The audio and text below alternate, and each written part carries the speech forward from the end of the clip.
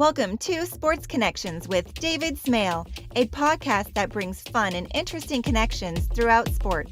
As an author and sports journalist, David has been interviewing fascinating people in sports for more than 40 years. Now here's your host, David Smale. Kathy Nelson became the president and CEO of the Kansas City Sports Commission and Foundation in November 2011 after serving the commission in various volunteer roles. In her 9+ years in this role, she has seen the city become one of the very few U.S. cities to celebrate championships in 3 major sports: Major League Soccer, Major League Baseball, and the NFL. She and her staff helped plan victory parades for the Royals in 2015 and the Chiefs this past February. Nothing ever catches her off guard. A native of Kansas City, she has become an influential leader in our city.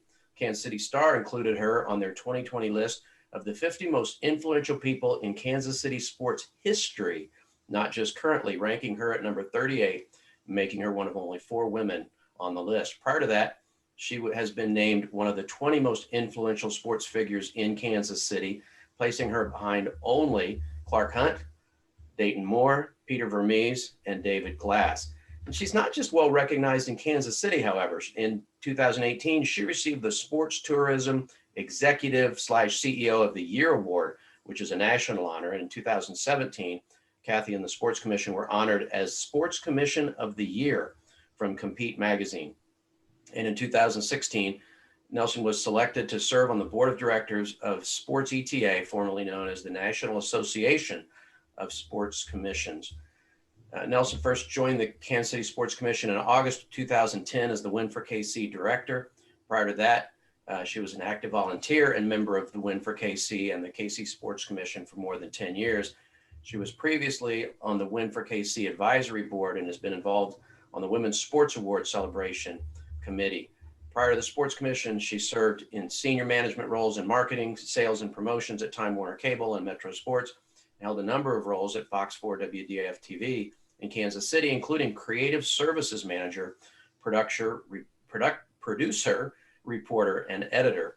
Her list of achievements and honors could fill our entire hour, so I'm going to stop there. Kathy, welcome to Sports Connections. David, thank you so much. It's a pleasure to catch up with you once again. I think we first met probably 5 or 6 years ago at a function at the Negro Leagues Baseball Museum, and I've always enjoyed connecting with you.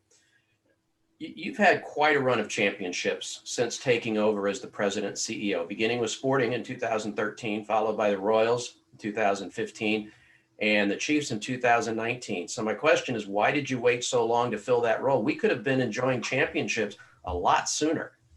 Yeah, I wish I could tell you that I had a role in that beyond cheerleader and biggest fan of all 3 teams. But yeah, it's pretty surreal when you think about how the team's successes have kind of mirrored my career path. It's definitely fun and fantastic, but I really can't take credit for that. Well, I'm going to give you credit anyway. And I just want you to know, I know we're speaking to you while you're taking a brief vacation from at home, but we are not going to let you retire. You're going to have to work there until you're about 108. Because we like this run of championships, and we're going to give you credit for it because they didn't happen until you got to that role. Oh, well, I appreciate that. I do appreciate that. So do you have copies of the trophies on your office shelf?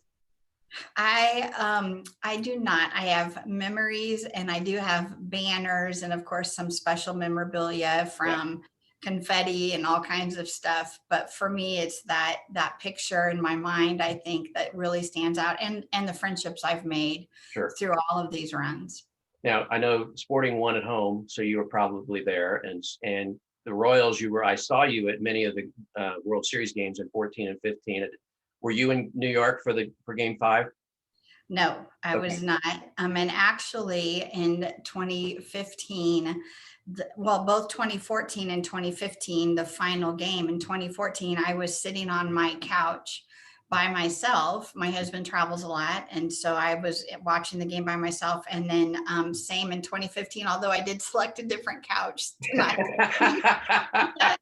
But I was sitting by myself. Yeah, sports are all about superstition, so I'm sure the Royals appreciated that.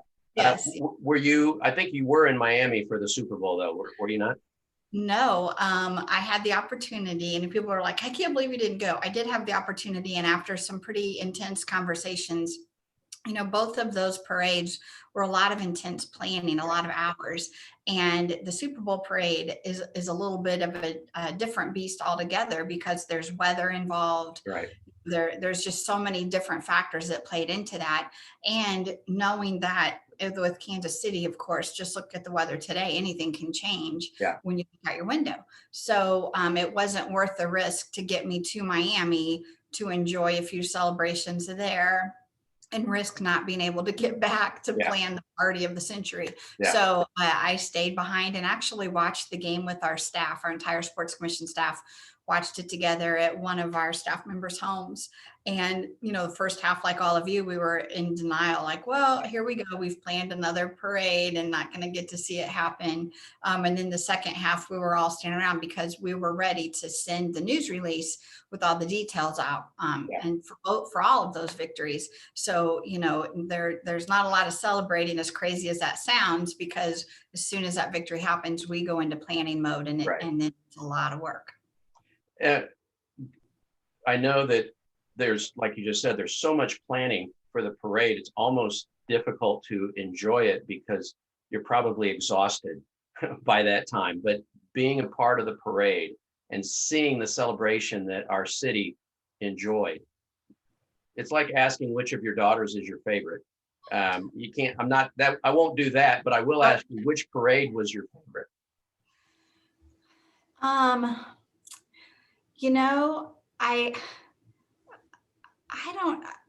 I don't know. I think it depends on the rest part, the second part of that, or the next part of that question. Which parade is your favorite and why? Mm-hmm. So for me, the and why in 2015 was our city didn't know what to expect. There was no playbook, right? We hadn't won for so long. It's not like we dusted off the manual. Nobody knew who to call, how to pay for it, nothing. So it was a lot of those first for us in 2015, and we'll figure it out. I love that. I love a challenge. I love the competitiveness of, we got to get this figured out. And a lot of people think, oh my gosh, you pulled that off in 3 days in 2015. So I cherish that people think, that happened. That's not the case. That was planned obviously for 1.5 years. And we talked about it daily. Well, what if we tried this? And what if we did this? And we did drills and rehearsals and things. So I'd say 2015, the why was that my favorite was because there were so many firsts of getting that done and getting it done well. So proud of that. Of course, the weather and just seeing Dayton's face and the Glass family and that getting to know the players and their families, that was special for me. But then the Super Bowl parade, that why for me is, again, knowing those people, knowing Clark Hunt and knowing Mark Donovan and seeing them celebrate and being comfortable and knowing that they trusted us to plan a party for them. That is probably why that parade was my favorite. So you're right. I just like my 2 daughters. I wouldn't pick one over the other, but they both are very special for different reasons. And I'll tell you a quick story about in 2015, my dad passed away a couple years before that. He passed away in 2013 and huge baseball fan. We would watch as many games together as we could, and we attended a lot of the games, and Cookie Rojas for some reason was my favorite player. And he would always, make sure I knew what was going on in the game. In 1985 for that World Series parade, my mom worked at Western Auto downtown, and her office was on the top floor back in the corner. And my dad, I have 2 younger brothers, my dad would take turns holding my brothers and I out of her office window by our legs so we could throw ticker tape. So I have a memory of looking down and seeing the cars and all the ticker tape, and my dad just handing me buckets of ticker tape. And then my other brother would be up next and he'd throw ticker tape, and we would dangle out that office window. So in 2015, my dad couldn't be there, but I was able to carry some of his ashes with me in my pocket. And as we drove by the Western Auto Building, it became a very emotional time for me Wow. because of that memory of my dad. And, I miss my dad so much. And my mom was there in parade day, and my brothers. And so for me, it was just that family connection. Yeah. But my youngest daughter, Hannah, has been my right hand in both of these parade planning things. She's kind of got that innate event planning mode in her head, right? And so in 2015 for the Royals Parade, she was in high school, and she called me on that Monday and said, "Mom, you're never going to believe this. They let us out of school." And I thought, wait, the school's closed for this? We didn't really expect that. Yeah. So I said, "Okay, well, you can come down and help me plan, or you can be my right hand." And she held all my radios and helped with media requests. Well, we get to the start of the parade. We'd been up all night. We get over to, at the time, Sprint Center, now T-Mobile Center, and we're helping kick the parade off. I'm on headset and all the players are coming out. And she's right there with me. And then as the last truck came out, we jumped on our golf cart and raced back to the inn at Union Station. And we came down and turned north on Main in my golf cart, and we were on the parade route. So it was, easy to get through that. Yeah. We sat there right next to Union Station, and she turned around and looked back, and she's like, "Oh my gosh, Mom, look behind us." Because when we had left Union Station that morning, there were maybe 20,000 people there, maybe, it was just kind of a spattering of people. And we turned and looked back, and of course we all have that blue memory now of what the hill looked like. Yeah. And she says, "I cannot wait for you to plan my wedding." And she was in high school. Like, whoa. So Not ready for that one. yeah, she was my sidekick for the Super Bowl parade as well, which was fantastic. So again, just some memories that I'll cherish forever of having my family there with me and helping out. And your job is way more than planning parades. I mean, obviously that's a big thing. But if that's all you did, there would be a lot of downtime because we don't get parades all the time. A big part of your role is bringing events to Kansas City. I know Kansas City hosted the Major League Baseball All-Star Game in 2012. That planning happened probably before you took over as CEO, but you were really busy with that. Every Big 12 tournament since 2010 has been in Kansas City, and we've hosted NCAA and USA championships in numerous sports. What's your strategy for bringing these events to Kansas City? So it takes years to get that to happen. You're right. Planning parades is kind of icing on the cake for us. If it happens, great. Definitely not our full-time gig. We actually own about 24 of our own events, which takes a majority of our time. So from youth camps and clinics to awards banquets to marathons, triathlons. So that's where a lot of our focus is. But then you're right, about a third of our time is spent on attracting these events. And our strategy is what works for our city. When we sit down at the table, it's not just the sports commission, it's the hotels, it's the venues, it's the city manager's office. It depends, Kansas or Missouri, and how all that plays out. And then does it fit into the calendar? So, we're working on things for 2026, 2027, 2028 already. And, you got to put those puzzle pieces together. So our strategy is knowing where people will show up, knowing what tickets people will buy. We know college basketball works well in our city. So of course we always bid on that. Volleyball tends to work well. We like to attract volleyball here. We are bringing wrestling back to Kansas City in 2025. Thrilled about that for the NCAA Division I championship. I've been working on that since I started. That championship is massive. We know, the Midwest is a great hub for wrestling. So we work with our venues, we strategize with them. What can we afford to do? What makes sense to do, and then what's our guarantee back to that event owner. All those pieces have to fit well together into our calendar, and then we go after it. There are things that we bid on that we are not awarded, and that happens a lot. It's just like winning and losing in a game. You lose a lot more than you win, and you have to be okay with losing, and you have to celebrate winning. So I think a lot of the times our city, even across the country, hear what you've won, but they don't know that for every bid you've won, you've lost out on 10. Yeah. So a lot of our time is, okay, that would work well here. And once you do lose something, you move on and you work at it. And why didn't that work? And, we've been on wrestling so many times. Why weren't we awarded that? Then you start interviewing people. What could we have done different? What do you need to see from us? And that's a great explanation. It's not the direction I was thinking about, so I appreciate you explaining it that way.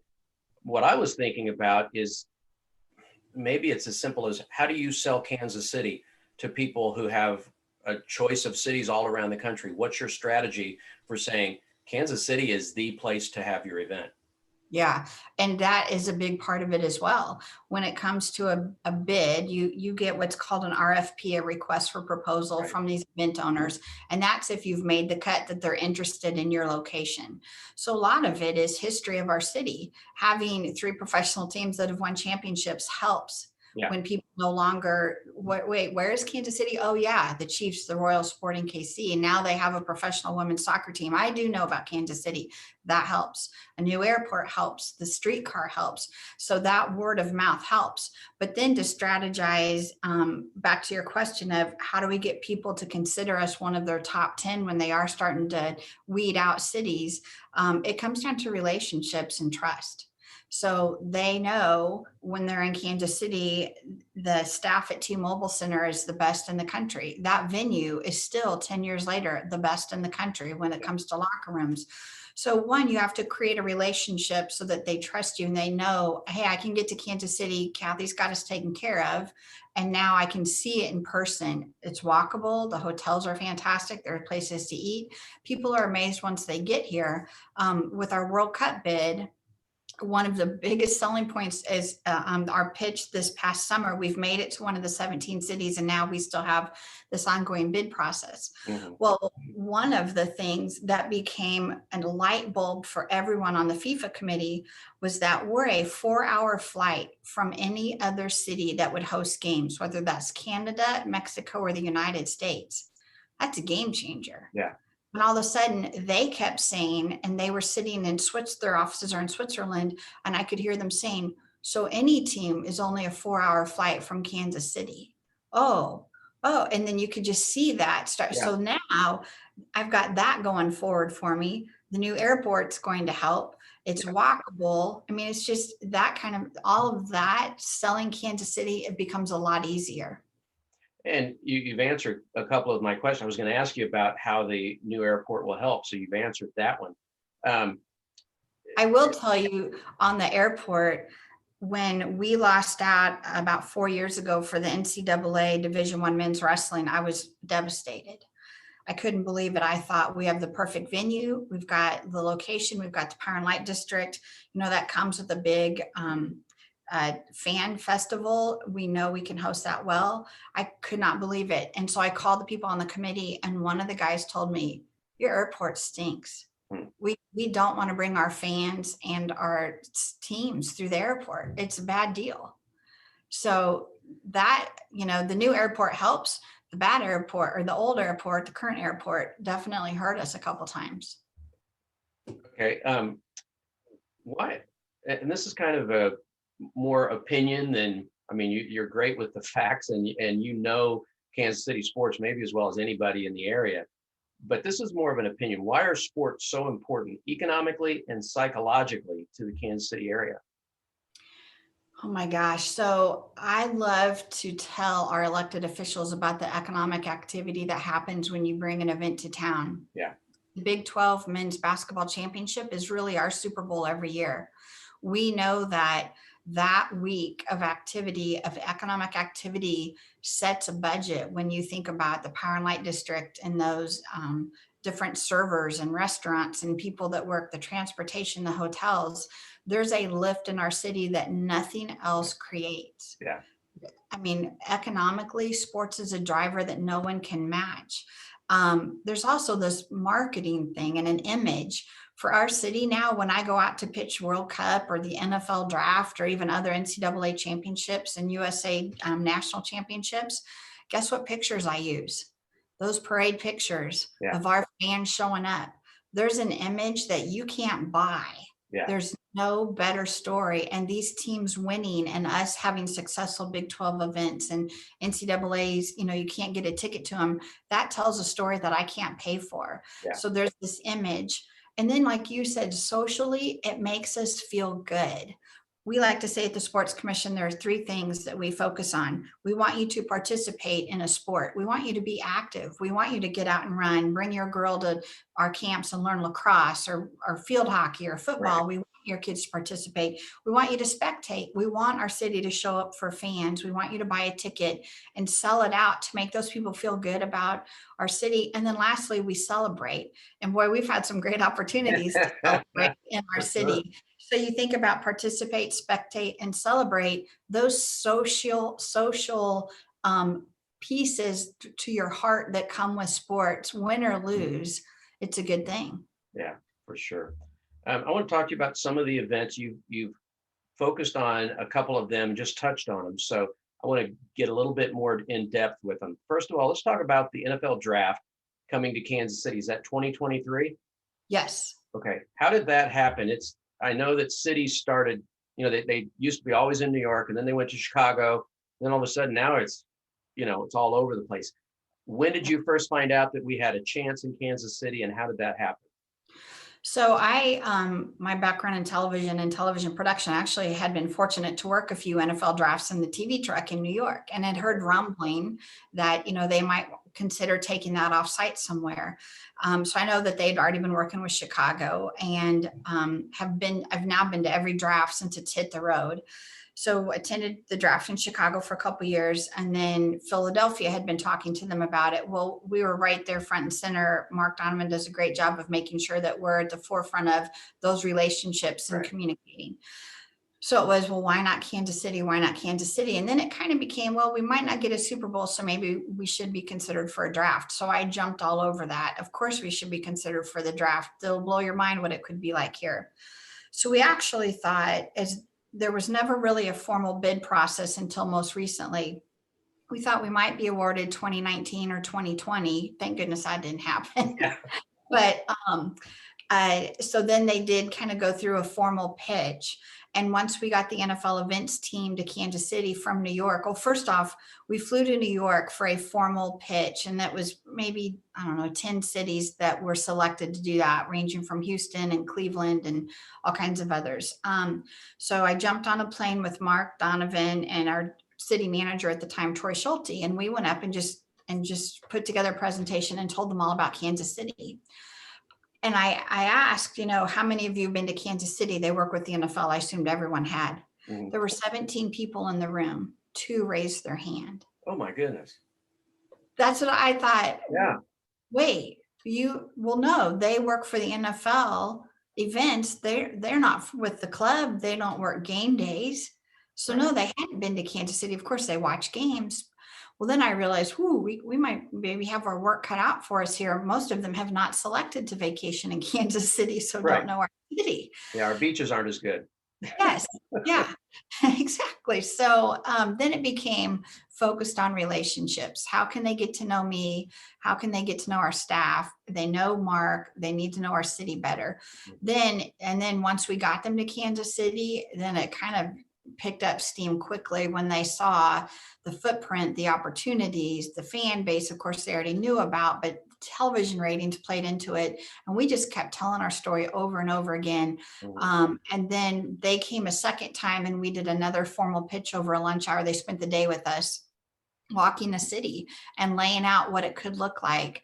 Having Populous located here in Kansas City helps as well. Populous helps design their sets. So we had Populous kind of help us out, put our pitch together, which of course never hurts. But it just became friendships, relationships, and what it would look like here. And I was a little nervous, when you find out that these other cities had been awarded. Dallas, I thought, oh my gosh, I can't believe we're going to compete against them. Vegas. But Commissioner Goodell told me that, he said, Kathy, you have to think of the NFL draft as a chameleon. It will take the shape, the look, the feel, the color of your city. You're not competing against anyone else. We will make the draft Kansas City, and Kansas City will make the draft, the NFL draft, of a lifetime memory. I thought he's right. And then I got to work. I'm like, this is what it could be. So it was a lot of work. It was 5 years Yeah. of presentations, pitches, and everything before we finally found out we had been selected and awarded. Now, will it be at Union Station? Is that where the stage will be? Yeah, right now that is the plan. Okay. Who knows, Yeah. once they get a little closer, the city has been selected. The final pitch, even though we had multiple locations, the final pitch was Union Station, of course, that iconic view. But not to say that could change, but I would give that pretty high odds of happening. Sure. And just, you said you've been to the other drafts in other cities. It used to be inside an arena, in a small auditorium, relatively small auditorium. Now it's outside. And what should people in Kansas City expect to experience when attending a draft in their city?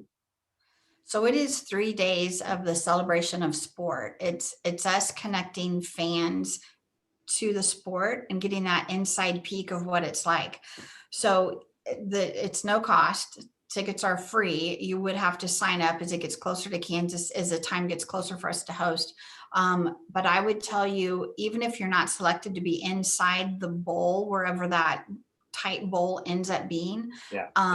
There are so many things to do. You'll get to see the rings, you'll get to see helmets and jerseys, and the interactiveness of it Right. is so cool for any fan, even if you're not a Chiefs fan, to come down and check it out. There's so many things to do. And I think for us, what I'm most proud of is that we'll get to show the world the flavor of Kansas City. Yeah. And 3 days of activities and events and just things happening all throughout downtown is pretty exciting. Give us an update on the World Cup bid for 2026, and why should FIFA choose Kansas City, besides the fact you can get to here within 4 hours from any other city being considered? Yeah. Well, so your first question on what's next is we still have pieces of our bid due. We just submitted one piece the end of November. Our next piece is due in January, a human rights bid piece. The stadium reconstruction piece is due in March. We are hopeful that they will get here for site visits over the summer. So there'll be a large group of people coming over from FIFA. So, we should have known in October of 2020 if we'd been selected, but thanks to the virus, we're all figuring this out with them. So hopefully the goal is now by the end of 21, depending on how the pandemic continues to play out, we will know for sure if we're hosting matches or not. No matter what, we will be a World Cup city. If we don't get to host those games, then there'll still be opportunities and activities. We could be a team base camp, practice facilities. There's all kinds of things that come to the World Cup they'll need other cities for. But I think when you think about the games themselves, we should be chosen because central location, our fan base, our city being able to get around easily, and just the overall feel of when you come to our city, you can get anywhere. The friendliness. I mean, there's just so many things when we bring people to our city of what they learn. They're like, my gosh, the airport is not that far. It's a 20-minute drive to downtown, and then you can walk wherever once you get there. So I think when you think international and with the new airport opening up, being able to get people here is going to be so easy. And once they're here and they're in their room, easy to get out to the stadium. We're working on our transportation plan, which is due in a few months. 435 in that loop becomes pretty critical to us. Yeah. We've talked about just leaving a lane just for World Cup transportation that entire month, whatever that looks like. So there's all kinds of very creative things happening. And I think they see our city as hey, we can go there and the World Cup will change our city no matter what. And we're willing to work with them. It's interesting. I had the opportunity flying back from a missions trip a couple of years ago to spend 24 hours in Reykjavik, Iceland. And my Uber driver, he gave me a cell phone number, so every time I needed a ride somewhere, I could call him. And we just hit it off. He was wearing an Iceland World Cup jersey because they had they'd become the smallest country ever to have to play in the World Cup. And I told him I was from Kansas City, and he went, Kansas City. You guys are one of the cities that's bidding for the World Cup. And I said, yeah, we're going to get it. And he goes, well, then I'm coming to Kansas City. You'll drive me around. So it's already the work you guys are doing is being noticed around the world, whether we get a game or not.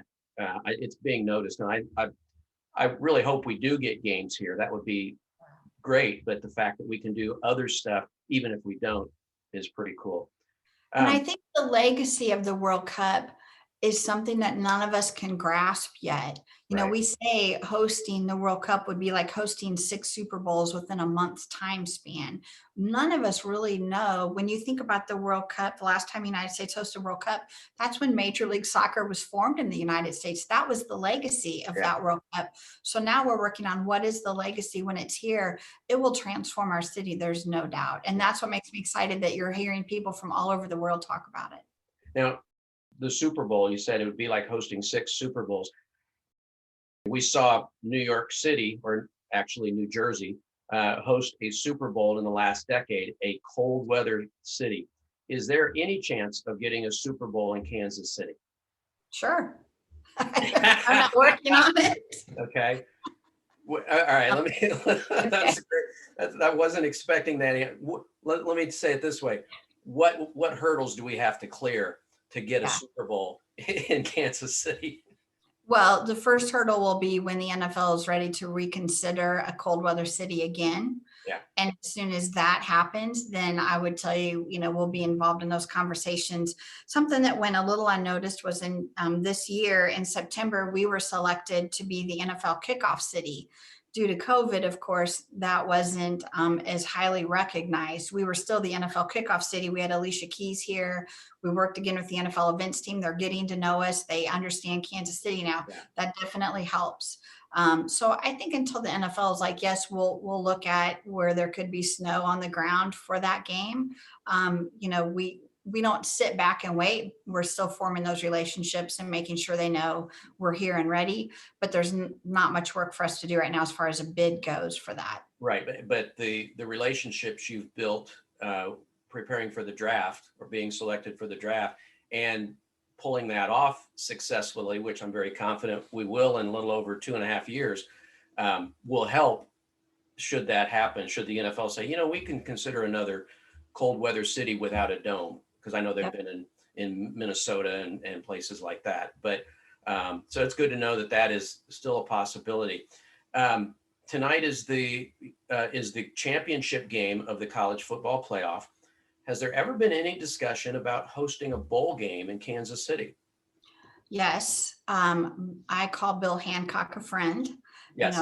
People don't know that, but he is from Kansas City. And so I whenever I get the chance to spend a few minutes with him, I try to sit next to him on a plane when possible. Normally his wife, Nikki's there. He's like, no, Kathy, move on. This is Nikki's seat. But he knows that. And I've had some great lunches with them and coffees where we've talked about what would it take. I think the bowl market is so saturated. Yeah.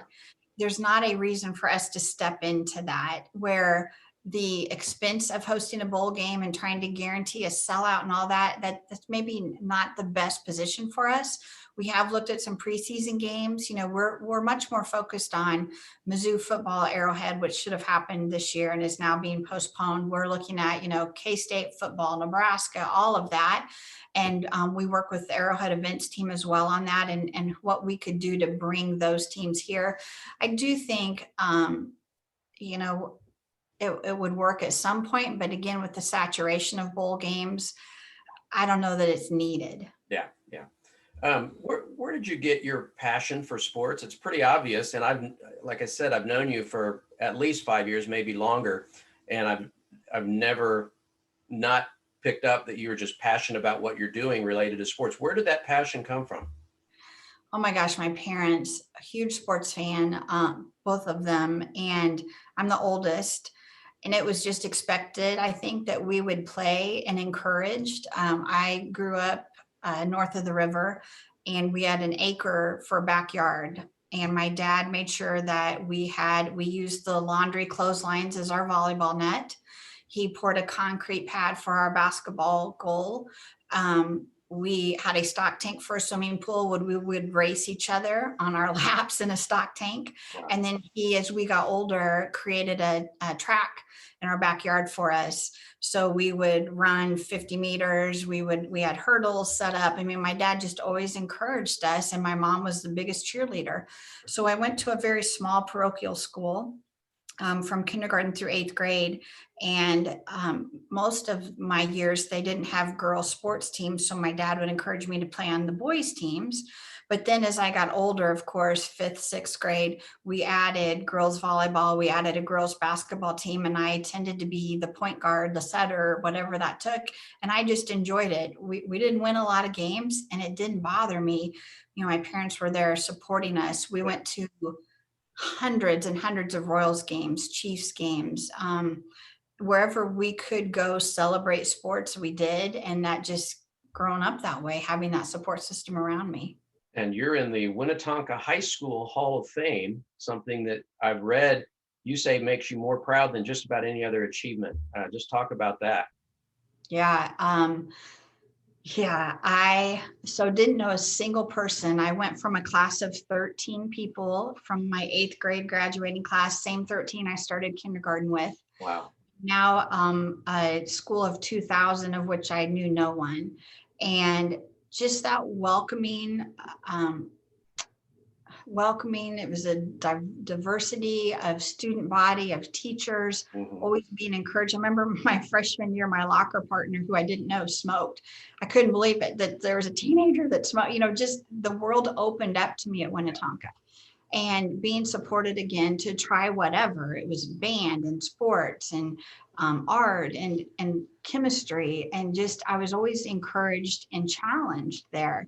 And I think for me, being recognized when I walk into the school, I visit every once in a while, and see my picture up on the wall is very humbling, because so many people there gave me an opportunity to participate and encourage me in leadership roles there that have impacted me, of course, now in my career.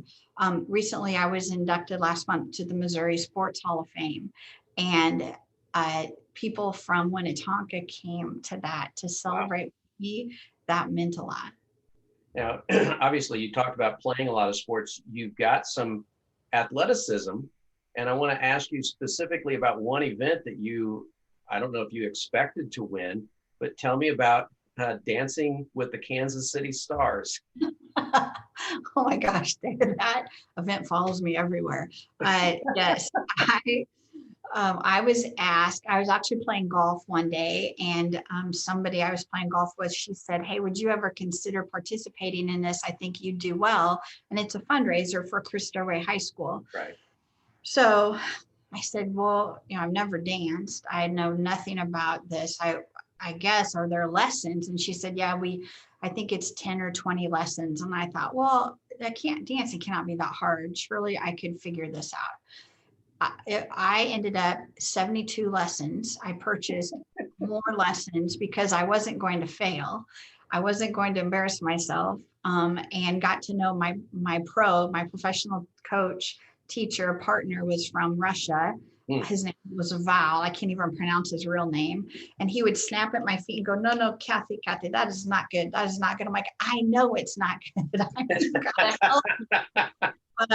So yes, I ended up being named grand champion, had a custom dress that he made for me, and 18 inches of hair extensions and fake eyelashes that I've never, ever thought anything about, and went out and did my dance and won, and it was fantastic. But dancing is a sport.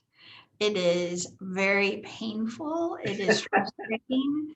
And I'm musical. I play the flute, so that helped. Yeah. But definitely, in playing sports helped, but it also hurt at times. He's like, don't do your basketball move, be a dancer. I'm like, what is the difference? And so we had some yelling matches and got over it. And yeah, I do treasure my crystal ball from that, though.